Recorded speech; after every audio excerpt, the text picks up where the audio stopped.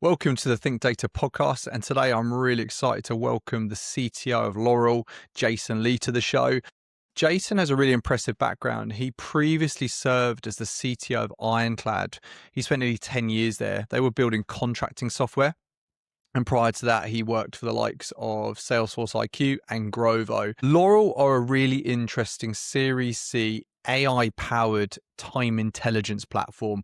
We are going to get into the intricacies of what it works and how it works in practice. But basically, they are for professional services firms. And the way it works, it automatically captures how professionals spend their time and uses that data and turns that into actionable insights to really help those organizations improve efficiencies and, most importantly, profitability. We're going to dig on AI in the workplace, engineering in a very AI first world, and probably one of the most important topics is why measuring real ROI is still such a hard challenge for most firms, and also in this new AI world. One I'm going to kind of look forward to unpicking with you, Jason. So yeah, thanks so much for coming on. And I know you've been involved with Ironclad for a while, then you left and obviously joined Laurel as CTO. But for people who haven't come across you, who is Jason and what led you to Laurel?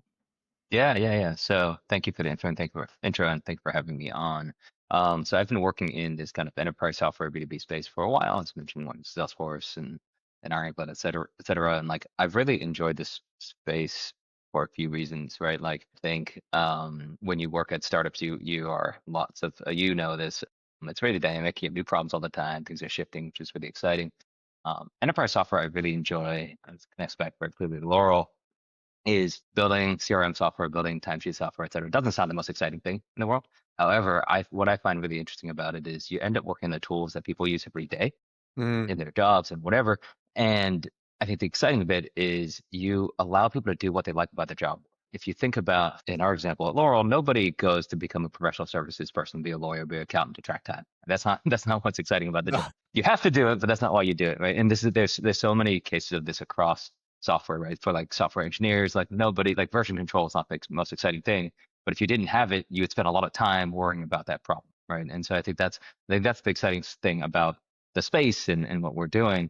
And then of course, the Laurel itself is like, okay, hey, there have been some problems that have not been easily addressed with software before the advent of AI, right? Like they're things that are not the easiest to do. Timekeeping would be a great example of it, where people spend a lot of time and effort trying to keep track of the time so they get paid, their firm gets paid.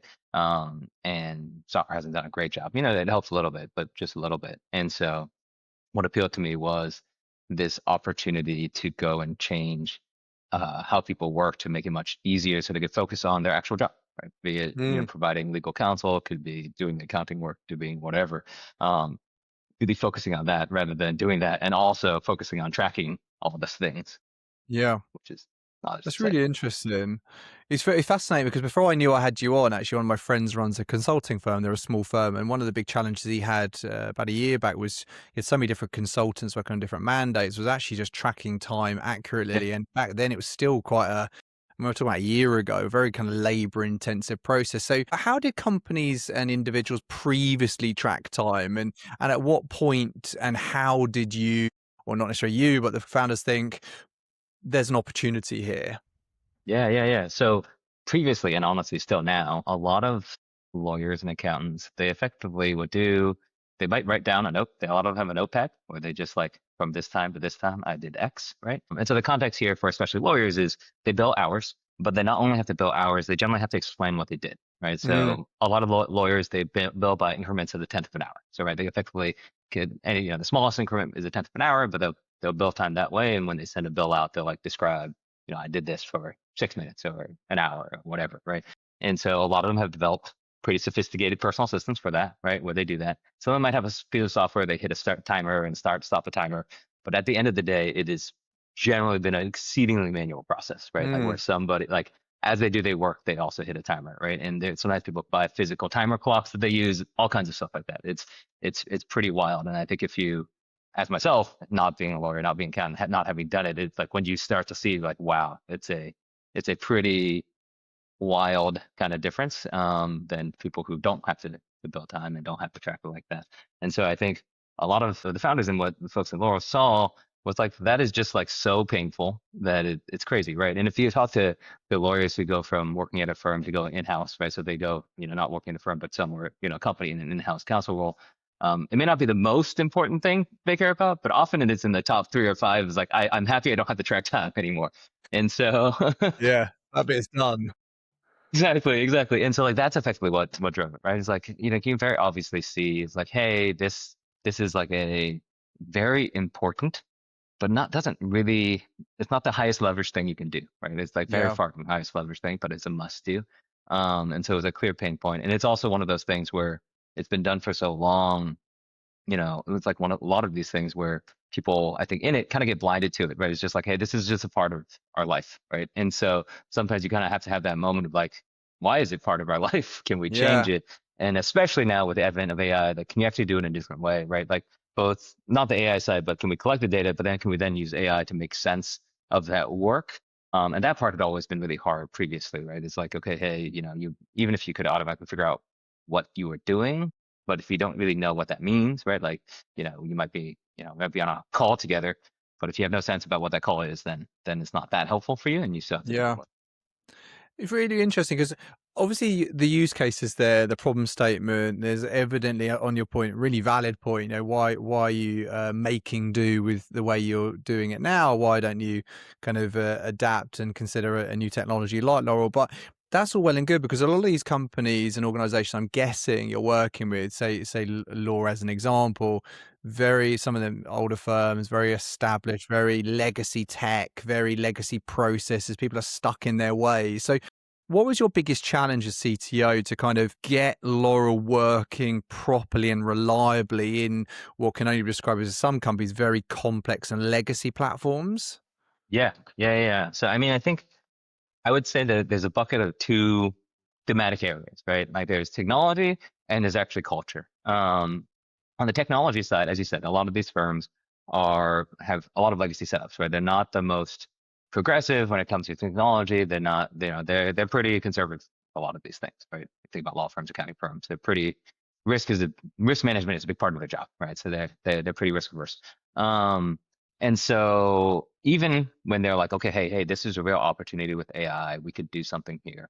I think one of the things we can run into are everything from, let's call policies and process stuff, right? Like, okay, hey, everyone's really excited. Yeah, we see the value. Let's go do it. And then you run into procurement and conversations like, oh, hey, we have these 15 different data policy rules, et cetera, that honestly that aren't yet updated fully for a more AI forward world and even sometimes public cloud world. And right. And so like Mm, sometimes there's just more work to be done of like, okay, hey, if we do these things, what you want from a risk mitigation standpoint has been solved. If we, we have, our SOC 2 things, we have our, bring your own key encryption, et cetera. You don't actually have to have it running on your own device, on your own servers. We'll solve the same things for you. And so like, there's some of that kind of conversation of like, how do we get people to move forward, even if they have a desire for AI, there's the other things that have been put in place that they kind of sit there. And the other one is just simple things like IT hardware, right? yeah. I don't know what device you use, but a lot of folks in startup and tech use, these latest and greatest MacBooks that do all these great things, very powerful. A lot of these firms we work with aren't that, right? Yeah. They use more integrated devices. They have some pretty heavy IT stacks for whatever reason, for whatever mix of things they have. And so, part of what our service provides is that we have a client that sits on your computer to help track what you do across the different programs. And so a lot of our work and a lot of actually the challenge for us is like, how do we get it to work across a diverse set of hardware? Some of the hardware not the most advanced, not the fastest hardware, but how do we make sure it doesn't get in the way of your work, doesn't Mm, crash? And then also like a lot of these systems have pretty locked down IT setups, as you might guess, right? Because they're managing risk again. And so like, okay, hey, given all of that, given the various tools you use, most firms use what's called classic Outlook, right? And which is actually about to be sunset, but they're pretty much everyone is still using it, right? And I think that thematically kind of matches here, right? It's like there's the desire to jump forward with using AI, but so many of the other things are quite antiquated. And so like, okay, how do we kind of make sure to meet them? Or there are like our ass is not like you got to go change everything, but that does mean extra work for us of yeah, like, of okay, course. hey, given that, how do we make it work? How do we not break your other things? How do we make it as seamless as possible? And that ends up being a fair amount of the work. Um, and then the other interesting thing is there's a really interesting cultural element to this where it's like less technical and more cultural. Some of this is the data policy stuff, but some of this is just the individual actions, right? I Mm. mentioned before is like people have developed systems where they write down time and do certain things. And sometimes it's just difficult to get people actually to change from those behaviors, Oh right? yeah, it's an intrinsic behavior they might have had done for years, and you just thought you're Exactly. going to come in and tell a 25-year partner, actually, you're going to be using this. Yeah, Yeah, it's a tricky, it's an education piece, right? exactly. And like a great example of that is so, I mentioned, we track what people do and then we help kind of people figure that, describe that, right? So oftentimes with lawyers, you track your time, you describe it. And firms generally have the rules of how they want you to write about that time that you're billing for, various organizational reasons. And so we have a feature that helps do that for you. Like, AI will be like, this is what we think you did, following the rules, how you describe them, and do that. I think we had feedback from one customer once who was like, hey, the lawyers are not really liking what we're generating and they're not using it. And we're like, great, let's go spend time with them. Let's understand what are we doing? What can we do differently? And we just spent some of that time and we found out that that lawyer didn't like what we're generating, rewrote it to be something their own. But if you showed their compliance folks, they're like, no, the AI generated one's better. I don't. They just like they wanted to do something different because they're just so used to like I want to do it Yeah. this way. And so like there's that's just like an education plus hey, where do you do a change? And like it's a funny thing there because like it was costing them more time, right? They were like changing things that didn't need to be changed, and a result that the firm actually didn't prefer either. And so there's Mm. that interesting cultural piece. Some of it is like the global data policy stuff, but some of it's just the individual. I'm used to doing things a certain way. Where can I trust AI? Actually, just help me out. Yeah. And that's that there's sometimes different steps along the way. I will say that the very cool thing about what we do is that because the value is so strong for both the individual user and the firm at large, it helps push through a lot of this stuff. Of course, they see the value. Yeah. Exactly, right? The end user is like, if we can get back to some of these things, it's like, oh, actually, I save a lot of time. And like, I've talked to lawyers at firms where they're like, hey, I have my Saturday mornings back because of you. Because like, you're able to like, okay, fine, do all the things I would have done for half a day much quicker, which is awesome. And then of course the firms appreciate it because you're tracking it more easily and you're just finding more time. And so you build more hours as well. And so I think that helps push through some of these both like technology and policy and cultural things. That's interesting. And I know you can't necessarily name names, but has there been an example or a client where it's just not been that easy to implement because they've been stuck in their ways, or maybe the technology isn't ready? Is there a point where, and I appreciate you're not going to admit that you can't work for everyone, but is there a point where actually you go, they're not ready for this? Is it more around them being in a position to adopt this, or is this really a platform and service that anyone can have? I mean, I think this is actually where this is nothing unique about AI as it comes to enterprise software. I think there's always been, and there's still true now, of like, hey, you can have a piece of software that actually can be great if people are willing to go do the thing, right? Of If course. you're not willing to go to do the thing, then there's always obviously going to be limits. And I think, we don't see that very often because of that really high value thing that there is. But you can see that, and I think what we're seeing, and I think this might be true with AI applications at large, is if you think about traditionally with a lot of software, especially enterprise software, especially like workflow type software, whatever, some things that have complex change management, you only get the value if everyone buys it. It's like if you go roll out a new CRM, a new Jira instance, or whatever, like, you really got to make everyone do it. Otherwise, Of course. you're not getting the value. A lot of the things with AI, oftentimes you can get value like whoever is the one who's willing to go do it will get value, and the other people will be fine, right? The example for us is like this example we're talking about with some of this AI stuff that we do. We still have like regular timers, so you can just go and click and manage your time that way, and that's fine. But that doesn't prevent the people who are going to be all in to get value Yeah. of that, right? And I think that's actually been one of the unlocks for us, which I think apply with a lot of these AI tools, is like because it isn't this like really quite as rigid of a software workflow for a lot of this stuff. We can provide a lot of that value, honestly, for meeting people where they are. If you want to do it, great. If you want to do this part's great, and you'll get value. If you don't, it's okay. The rest of your firm will, and that's okay. And like then the firm can decide how much they want to push, et cetera. It's not the whole thing won't have value unless you're all in. And I think that's been really nice for adoption. It's been really nice for us to be like, hey, we can prove it out in a small group and go from there. And I think that's Yeah. been a really nice way to do it. Yeah, and also you're getting that validation now of that lawyer who said obviously you've got the Saturday mornings back, and actually that's the value it's generating for them personally. But equally, we're in this world of AI where there's so many tools and technologies. Not saying there's many, if any, similar to Laurel, but you can almost get drowned out by all the latest shiny new AI features and products you should use. But organizations now, I think we've hit this inflection point where actually organizations are really struggle to justify and measure real ROI. You've got the value, which is obviously saving time, helping the frontline staff in their work. But what challenges do you see companies overcoming and mistakes they're making when it comes to actually being able to measure real ROI? Because I guess that's the big question, isn't it? You can go in with the best product in the world, but equally they need to justify to their board and the CFO, this is delivering ROI. Yeah, yeah. I mean, I think the beautiful thing for Laura is like we sit pretty nice place to be able to justify it. But I think what we've seen across the market, and I've both seen, and honestly, even as an AI consumer, like as a buyer of vendors providing AI stuff, I think is the biggest miss is people just don't actually measure ROI. It's at the end of the day, right? Like, Yeah. and like because honestly, a lot of times because it's very difficult, right? But everyone is excited about the promise of the value of it, and people can see where that could be, but I think a lot of folks are having a lot of difficulty actually measuring it, right? And so, I've heard and seen like people like, all right, let's do a survey. Let's survey people on this tool. Like, is it adding value? As we know, people aren't the best No. actually quantifying that in any meaningful way, right? And or they just don't do it, or they have to do some jumps across a bunch of different things. And actually, we've talked to different companies, like some of these big AI, agent providers, where they're like, hey, yeah, that's actually part of our problem. Like, how do we show and talk about ROI for people?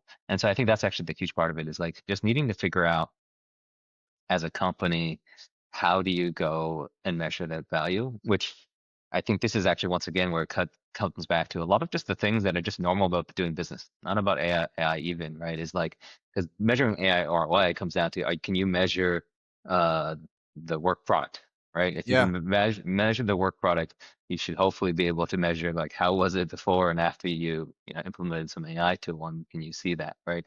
And so I think more and more trying to figure out how can you do that, where can you see that, um, and then go from there. And I think this is why that some of the AI tools that had the most success with this are the ones that are doing like customer savings, right? You're like replacing support. You're like, okay, cool. Can we do the same as this support team, but with this thing, like it's easier to show that ROI. It's not the most Yeah. exciting, right? It's not the upside thing that people want to do, but it's the easy one. And so I think trying to find the ones that are kind of working through those harder problems of like, hey, how do I find these things that aren't about as much about cost savings, but about like, hey, this is the work we created, and because of this tool, we can do it better. And I think for us, like the way I see Laurel is like we're at the beginning stages of it, where we very nicely can do it when we quantify by amount of billable hours. But I think the nice thing is we're getting a lot of the data of like, hey, what is that actual work product that's happening, and what how can we define that better and better? Of like, hey, not only is it the hours, but this is actually what we produce, and this is why it's so exciting. Yeah, no, on the point of that reference you got back about the Saturday mornings back, it's that's harder to measure in terms of a tangible ROI, but equally, if they're during the week able to do more work, more case studies or case work because ultimately they're saving time from all the write-ups, then that's quite a more straightforward kind of justifiable ROI use case there, I'm guessing. Yeah, yeah, exactly. When you can, I think for us, it's so nice because like it is super measurable. At the end of the day, the business is measured on that. I think as we go forward, I think it'll be really exciting because like, all right, you'll save time on doing these other things, but then you can actually probably do more high value work. Not just you'll have more time for work, we can do even more high value work as well, especially as you use other tools as well. And so I think the opportunity to continue to both quantify in our case, like the amount of hours you put a bill and the amount of time you're working, but then to continue to up level that work that you're doing to be the highest level work Mm. over and over again. Like that to me feels like a lot of what we're seeing with this rapid introduction of AI is like, hey, how can we get the people that we have at this company, whenever the company is, doing the highest value work every time, right? And a lot of it is like, hey, what tools can we use to like offload this other work so we can really focus on this one that we really need that judgment, that expertise, that et cetera.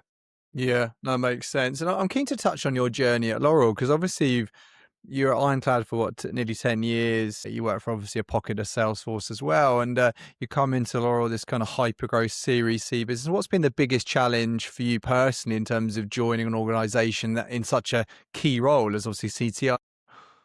Yeah. I mean, I think a big thing that I'm seeing is like, it feels like Laurel is going through all the growing that you might have done, like an Ironclad and similar, like, high growth companies, but very quickly, right? Like the pace of change that's happening right now across the industry is very rapid, right? So like the company, just in terms of employee base, is growing a bunch over the last year. The customer base is growing quickly over this last year. The sophistication of the customer base is growing quickly as well. And so I think that's one of the things I'm seeing is like, okay, hey, all these things that I've seen before and are things that we need to do, but just like, oh, hey, we just need to do them faster and change faster in lots of ways, right? In the sense that like, there are even things like internal process stuff or internal tool stuff. Like, oh, totally get why this is the way it was even 3 months ago, or even definitely 6 months ago. But things are different now because XYZ has changed, and so we just have to go and do it differently, which was always true at startups. But like that's effectively time compression, right? Of like a startup, so you might be like every year, like we got to reinvent ourselves because XYZ changed. And maybe that's 3 months now or 6 months now or whatever. And I think that's it, is like that change, and like that's a lot of that actually I think comes down to culturally, where not being precious about how we do things, right? In the sense that Yeah. like the way I kind of always described it is like nobody really cares about process and organization, those actual artifacts. They care about how it feels, right? Like how's my work? Like, Yeah. what does it feel like? And like all those things are in the service of that. Is like, okay, hey, can I move quickly? Could I have ownership? Can I do these things? Or can we build in this way, et cetera? And so because of this rapid state of change in the market, and for Laurel specifically, it means that we have to reinvent ourselves. We have to go build and update how we do tooling because of this. So we have to change how we work together because there's more people doing these things, right? And so there's just that. And getting, to me, that's one of the big challenges, is like, okay, how do we get everyone in that mindset and then just keep doing that, right? It's just being comfortable continuously doing that. To just kind of match what we're seeing in the market, match what the realities of the company. Mm. And yeah, do it, and just make people used to it is such a big part of it. So.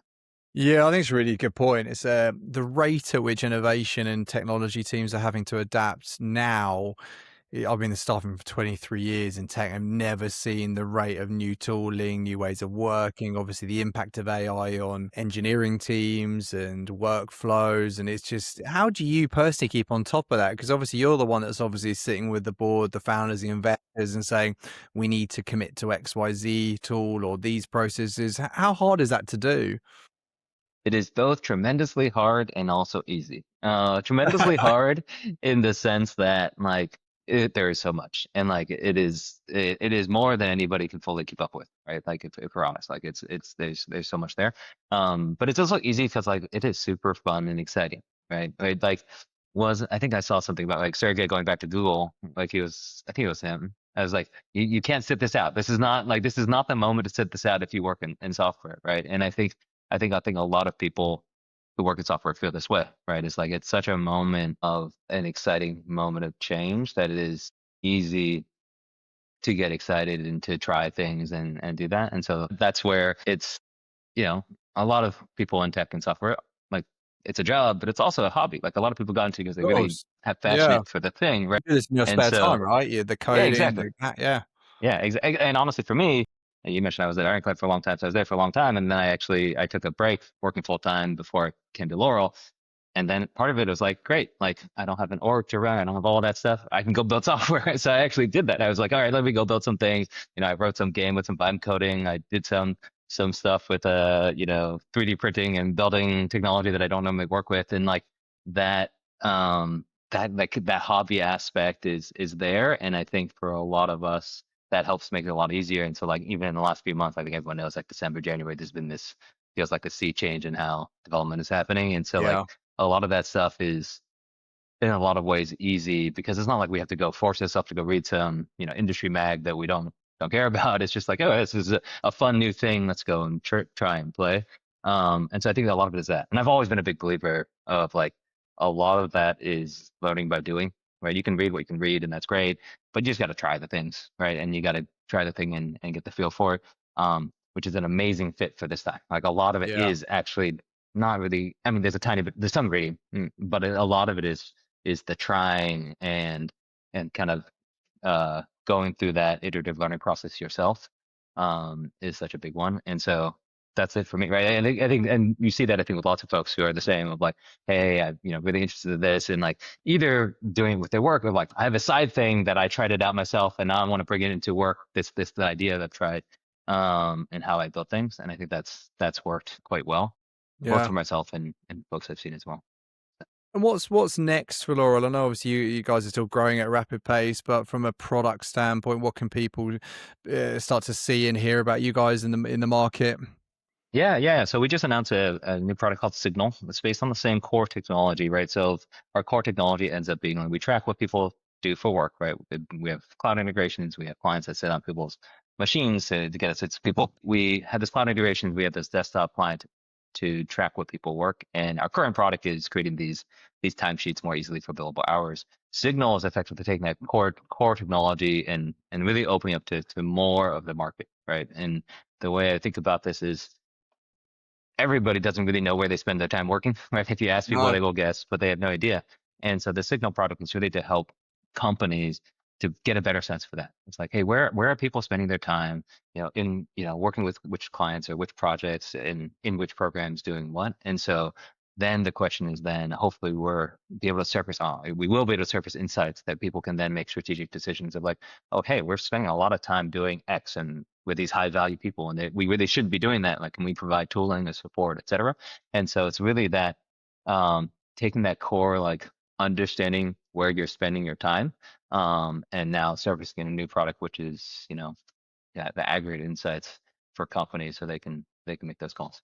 Exciting times. No, it's been super interesting, as I say. But when I knew you were coming on, and I then bizarrely had this conversation with my friend 3-4 months ago, I was like, it kind of makes sense. I know, no surprise, you guys have seen the growth you have, the investment, but equally the successes, and it sounds like it really is kind of a hyper growth business. And really good to have you on, Jason. You were kind of really clear, and as a true passionate technologist, it's kind of nice to kind of have that other side of the growth journey than kind of the sales and go to market piece. So thanks so much for coming on, and I wish you and kind of Laurel all the best, and I'll be sure to keep an eye on your success.